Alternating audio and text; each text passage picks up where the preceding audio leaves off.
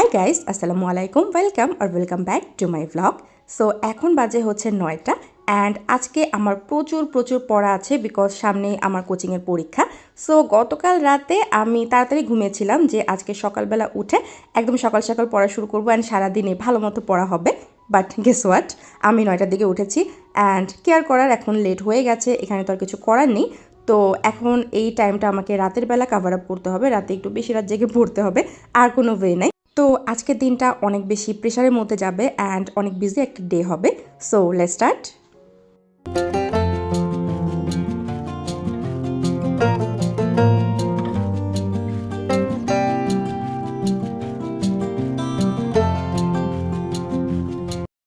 A few moments later. So আজকের দিনটা আমি শুরু করলাম ভোকাবুলারি দিয়ে অ্যান্ড আজকে আমার কোনো স্টাডি প্ল্যান বানাতে হয়নি। আমার এক্সামের যে সিলেবাসটা আছে সেই অনুযায়ী আমি পড়ছি। ভোকাবুলারিটা পড়ার ক্ষেত্রে আমি একটা ট্রিক্স ফলো করি অ্যান্ড সেটা হচ্ছে আমি যখন পড়ি অনেক সময় এমন হয় ওয়ার্ড মিনিংয়ের ক্ষেত্রে আমার ইংলিশ ওয়ার্ডটা মনে থাকে না, বাট বাংলা সিরিয়াল ওয়াইজ মনে থাকে। মানে আমি যেই সিরিয়াল অনুযায়ী পড়েছি আমার হয়তো বা ইংলিশটা মনে নেই, বাট সিরিয়ালের সেকেন্ড বাংলা ওয়ার্ডটা কী ছিল সেটা মনে থাকে। তো আমি লেখার সময় না এলোমেলো করে লিখি, মানে আমি যেটা হয়তো বা প্রথমে পড়েছি সেই ওয়ার্ডটা আমি পরে লিখি, মাঝখানে আমি লাস্টের দিকের কোনো ওয়ার্ড দিয়ে দিই, এভাবে এলোমেলো করে লিখি যাতে লেখার সময় আমি অ্যাকচুয়ালিতে বুঝতে পারি যে কোনটা আমার মনে আছে আর কোনটা আমার মনে নেই। অ্যান্ড এভাবে করলে কি হয়, একবারে আমার রিভিশনের জন্য ইজি হয়ে যায় যে কোনটা আমার আবার ভালো মতো পড়তে হবে। সো ফাইনালি আমার ভোকাবুলারি ডান। নর্মালি আমি যখন পড়ি তখন আমি পড়ার মাঝখানে একটু গ্যাপ রাখি, তারপরে লিখি।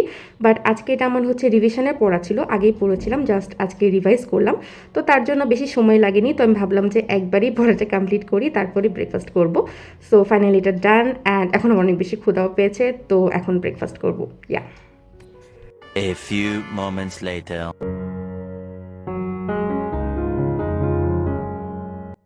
সো গাইস, একদম ব্রেকফাস্ট করে গোসল টোসল করেই পড়তে বসলাম যাতে পড়ার মাঝখানে আর কোনো ঝামেলার কাজ না থাকে। অ্যান্ড এখন আমি পড়ব জিকে। এবারের আমাদের এক্সামের যে সিলেবাসটা আছে তাতে ম্যাক্সিমামই আছে জিকে থেকেই, তো জিকে অনেক বেশি পড়তে হবে।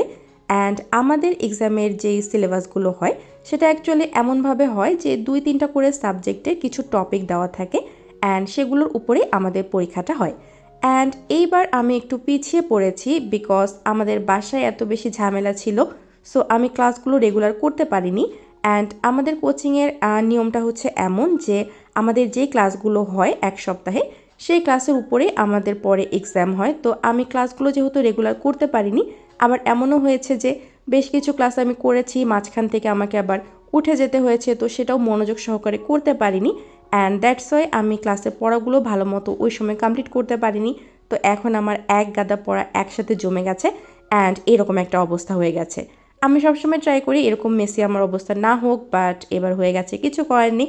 সো এখন অনেক বেশি পরিশ্রম করতে হবে। তো পড়ার মাঝখানে আমি ছোট্ট একটা ব্রেক নিয়েছিলাম অ্যান্ড এখানে হচ্ছে আমাদের বাড়িতে যে মিস্ত্রিগুলো কাজ করছে তাদের জন্য আমি একটু চা বানিয়েছি। আম্মু একটু বিজি ছিল, তো আমি হচ্ছে আম্মুকে চাটা বানিয়ে দিলাম অ্যান্ড এখন আম্মু হচ্ছে চাটা রেডি করে দিচ্ছে অ্যান্ড এর সাথে হচ্ছে বিস্কিট। সো চা নাস্তার ব্রেক শেষে আবার চলে আসলাম আমার পড়ার টেবিলে অ্যান্ড এখনও আমি জিকেই পড়ছি। জিকের প্রচুর পড়া আছে। এমনিতে আমার জিকে পড়তে ভীষণ ভালো লাগে, আমি এর আগেও বহুবার বলেছি, বাট একসাথে এত জিকে পড়াটা ভীষণ ডিফিকাল্ট, স্পেশালি যখন পড়ার অনেক প্রেশার থাকে আর সামনে এক্সাম থাকে।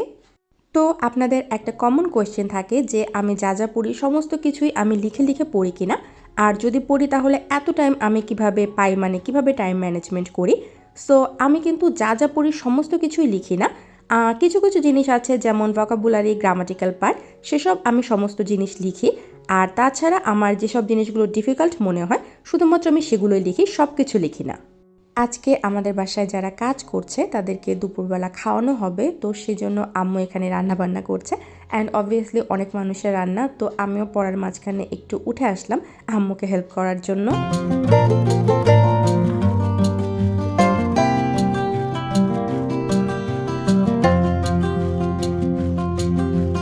Later.